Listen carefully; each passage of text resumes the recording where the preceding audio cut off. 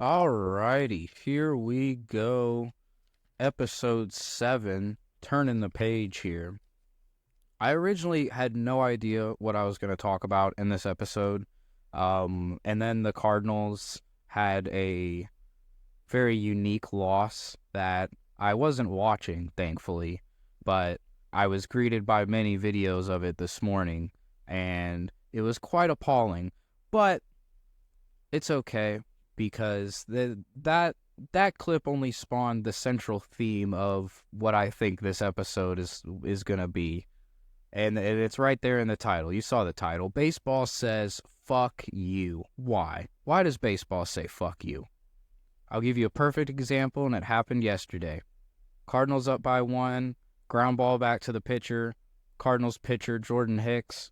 And the runner goes from second to third on a tapper back to the mound, and it's overthrown. One run's going to score, and here comes the game winner. How do you like that? It's a Marlins walk-off win. Easy throw to make, Why did that happen? Anybody could have made that throw. I could have made that throw. Your grandma probably could have made that throw. Whatever it is, that throw is an easy throw. There's no reason, it doesn't make any sense for that to happen. So then why did it happen? I've come to terms with the idea that baseball, very much like life, doesn't have to make sense. I've been talking about it plenty. It doesn't make sense that the Cardinals are this bad this year. I didn't even really want to talk about them this week, and I'll try to only talk about them for a little bit, I guess, but I'll try to stay on topic a little bit. My point here, very easy throw to make. There's no reason that any pitcher of any level should airmail that throw to first base, but yet it happened in the biggest possible situation, and it's everywhere. It's a big deal. Oh, what a horrible loss, terrible, whatever, At this point, it's life. It's okay. It's baseball. It doesn't make sense, and that's fine. Now, I don't know if that was heard or not. Now, to play devil's advocate a little bit, I bet you that if this happened last year, I would probably have more of a reaction about it because the Cardinals didn't have too many, terrible clips last year. The Cardinals had a very different season last year and every year before that, So as I look at myself a little bit, it's, like, oh, why would this happen? It's crazy. It doesn't make any sense. It's like, yes, that is true. But granted, the Cardinals being so awful this year has given me this other perspective, maybe, where it's like, you know what? Maybe this is just the year that I really realized that baseball doesn't make sense.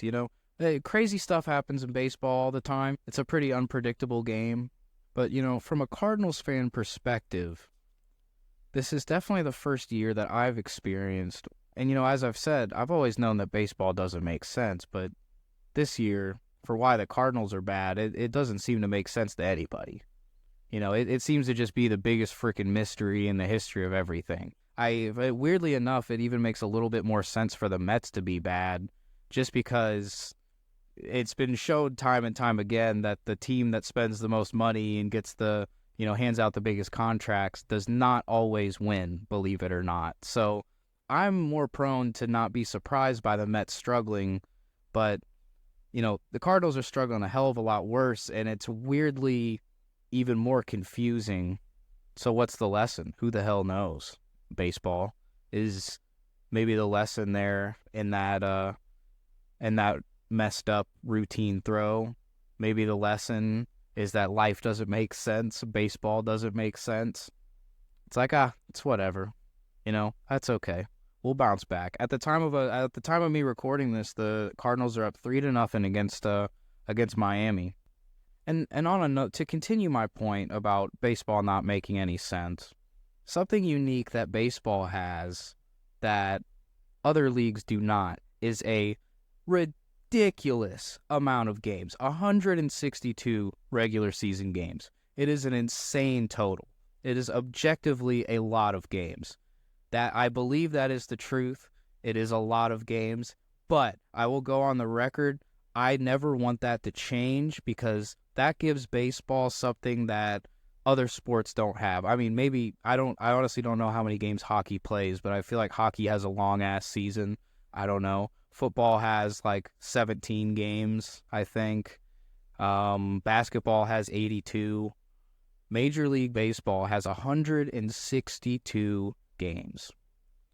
So based off that alone, so much random shit has potential to happen because we're exposed to so much. There's so much baseball played. You can find it damn near anywhere, at so many different levels, high school, college, semi-professional, minor leagues, affiliated minor leagues. There's plenty of stuff, to go watch some baseball in most places. But yeah, Major League Baseball, 162 games. Of course, weird stuff is going to happen that makes zero sense. And with a season that long, you also get the benefit of always going to be moments like that where you remember and you're like, oh, fuck, that was terrible. It's like, oh, that was a bad loss. It's like, oh, I've bitched about so many Cardinals losses in my life, especially this year. It's like they're numerous. It's fun. It's fun and weirdly like therapeutic to just openly bitch about your favorite sports team. Ironically, I try to do it a little bit differently on here. I don't know how much I succeed or not. Who knows? Maybe I'm just someone else just bitching about their team with a microphone. I don't know. But I don't know. I've used this show so far to kind of try to make it make sense, to kind of talk through, the Cardinals season, from this perspective, I guess, kind of talking it out and just being like, like, as I realize we're 15 plus games below 500, am I ready to say that we're actually fucked? Yeah, I'm pretty sure I said that last week. We've been fucked, So, I've been going through stages of this show. I feel like it's been a fun progression. It's an interesting angle, really capitalizing on the Cardinals sucking this year, I guess. There's a lot of games, and there's going to be a lot of moments in those games, There's going to be a lot of stuff that you can remember, and it's also something special that, during the summer, it's so easy to go find a I say Cardinals game, but, that's my team, I'm closest to seeing them, so it's very easy to get over there to St. Louis and go see a game. Obviously, if you're around the area, but, there's teams everywhere, and the season's so damn long, like if you find yourself in Philadelphia, from April to early October, you could probably see a Phillies game as long as they were in town, having that, I think it's cool. Long ass season, but I see only positives with having a long ass season for baseball. Lots of great moments, some very memorable for good reasons, for bad reasons, and there was a good reason. There was a good moment in this same game. Right before Jordan Hicks made the errant throw, the Cardinals were actually down, and I believe ninth inning, 2 outs, rookie sensation, 21-year-old Jordan Walker hits a 2-run go-ahead bomb. Swing drive, hammer left, Jordan Walker hits a mammoth home run. Oh, what a trip around the bases. The Cardinals stun the Marlins down to their last strike and take a 2-run lead on a bomb over the bullpen. Just fucking awesome. That's massive moment, and that's what I'm trying to think about after that game. You got the yin and the yang of a shitty Cardinals game. That's a hell of a home run for that kid. I mean, he's gonna be good for so long. That's a hell of a moment, and baseball doesn't make sense. Why do we get this amazing moment for Jordan Walker in a game that ended so terribly?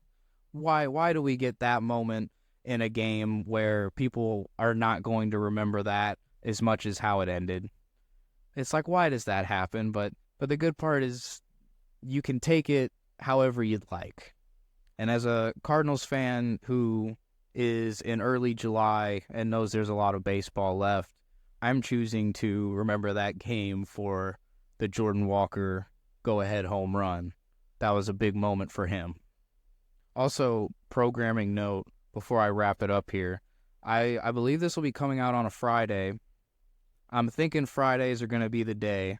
So another consistency note here for the sake of accountability.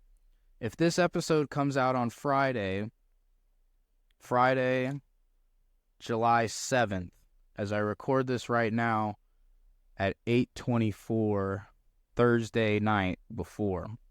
So again, programming note, if you see this uploaded on Friday, July 7th, you'll know I succeeded again. That'll be 2 weeks in a row.